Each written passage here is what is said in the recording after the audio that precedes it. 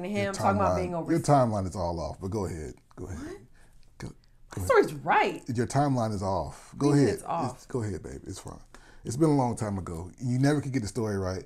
Your timeline is off. Your How timeline is it is way off? How is it off? The first guy was the guy you met me, but that was the first time we met. It's the first time we even talked. When? All the other subsequent guys is after the roast beef guy. No, roast beef guy. Sure it is. Roast beef guy. I'm the one that asked her to marry her. I don't know, right? Hey guys, we're back with another video. This is going to be a special video because this week we'll celebrate our 21st wedding anniversary officially. 21 years of wedded bliss. To this beautiful woman here, whom I love very much. This handsome man. Thank you. So we thought it would be prudent for us to just kind of tell our story, how we met, some of the things leading up to our engagement. Like there's quite a story there, and we went through some things. And I think it's important that in the business that we're in, that we tell our story and we tell it like it really is. So I'll start. So in May of 2000, we both were in the United States Air Force.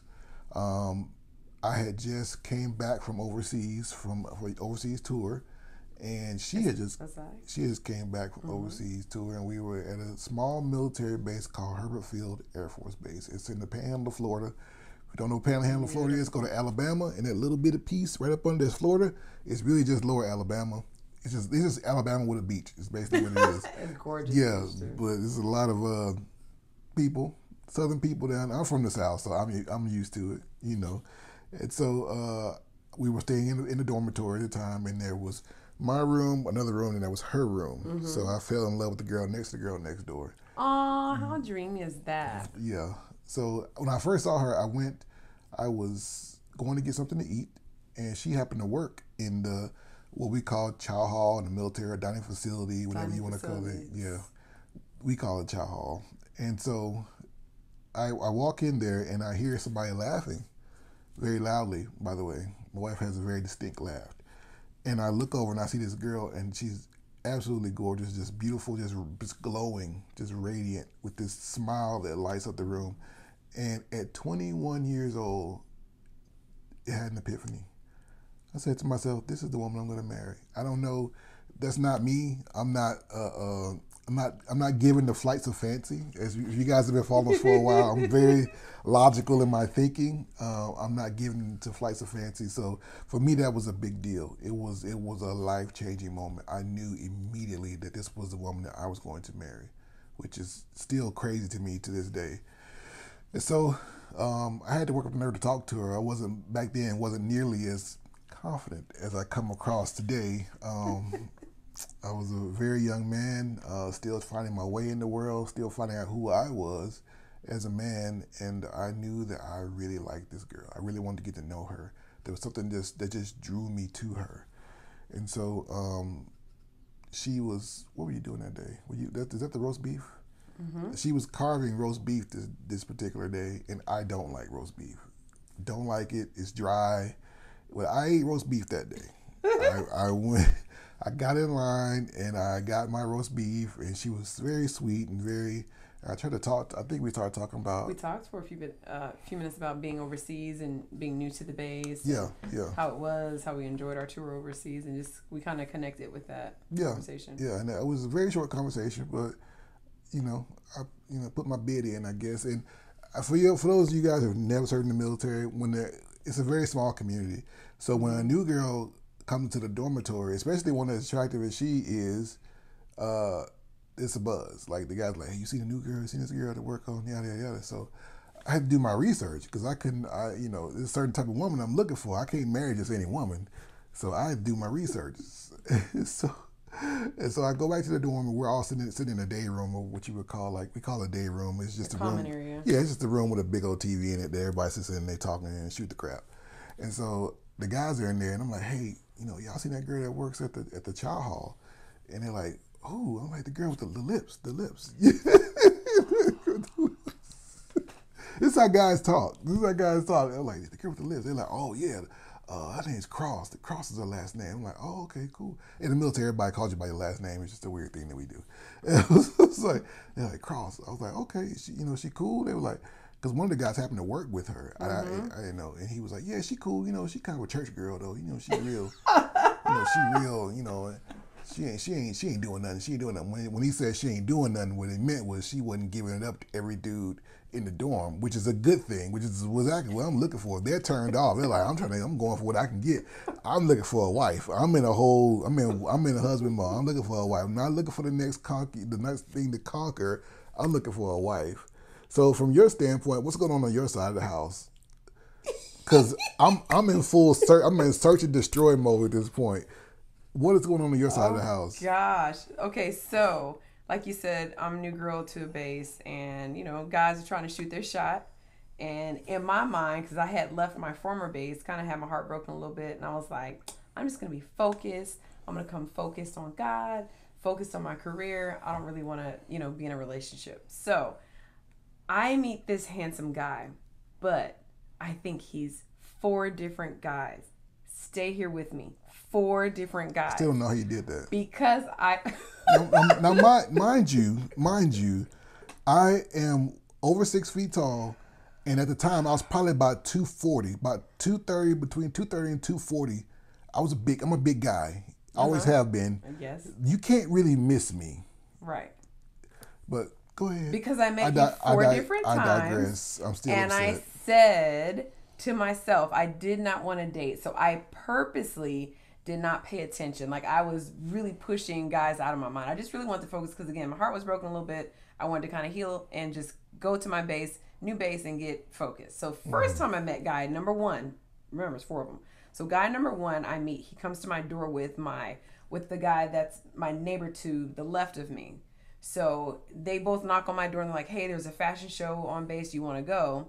And I'm like, nah. Now, guy number 1 was very stoic, in my opinion. He was just kind of, wasn't really smiling, just kind of. Well, I'm trying to come off as like, I didn't want to be like the rest of the dude that was just thirsty. Right. I didn't want to be thirsty. So guy number 1 was stoic, and I was like, no, I'm good. So I stay at my dorm. So I'm like, can't win, man. No. And mind you, it's funny though. There was another guy that had asked me out, and he stood me up. So that same night, I got stood up by somebody else. So I really was like, and this dude is stoic. No, I think I'm good. So that was guy number 1. I was like, no, I'm good. Guy number 2 was at 2 a.m. in the morning. Some idiot pulled a fire alarm. Yeah, so in the dorm. Stupid dorm stuff. It happens. Yeah. The same thing happens on college campuses. Dorm, Same thing. So someone pulls the alarm. I work nights, so I'm tired. I had just got off work like a few hours before then. So I go, and this guy number 2, was life of the party. He is cracking jokes. I got my sweats on, got my house shoes on. He's over there talking about my house shoes. Guy number 2, I was like, he's kind of cute. He's doing a lot of talking, and I'm sleepy. So guy number 2, I'm like, you know what? You're doing a little too much talking right now. Win. You just can't win, man. So guy number 2, I was like, maybe, but nah, I'm good. Guy number 3, I meet at the trash can. I'm throwing my stuff out to the dump. He's very, very friendly. I was like, okay, hey. Kind of throws his hand up. How you doing? I'm good. Guy number 3, I was intrigued a little bit. Whoever guy number 3 is, maybe. Guy number 4, this is the guy I fall in love with. Guy number 4 is the guy that comes in line to get all the same person. How's it? Right. Let's just keep track of what we're doing here. Stay focused. Terrible. Guy number 4 is the guy that comes through line to get the roast beef. And I see him, I really see his face. I'm like, oh, he is really cute. He's nice. He's friendly. Hey, how you doing? So he's talking to me. I'm talking to him. Talking about being over. Your timeline is all off, but go ahead. What? My story's right. Your timeline is off. Go ahead. It's off. Go ahead, baby. It's fine. It's been a long time ago. You never could get the story right. Your timeline is off. Your timeline is way off. How is it off? The first guy was the guy you met me, but that was the first time we met. It's the first time we even talked. When? All the other subsequent guys is after the roast beef guy. No, roast beef guy. Sure it is. Roast beef guy is guy I'm the one that asked her to marry her. I don't know, right?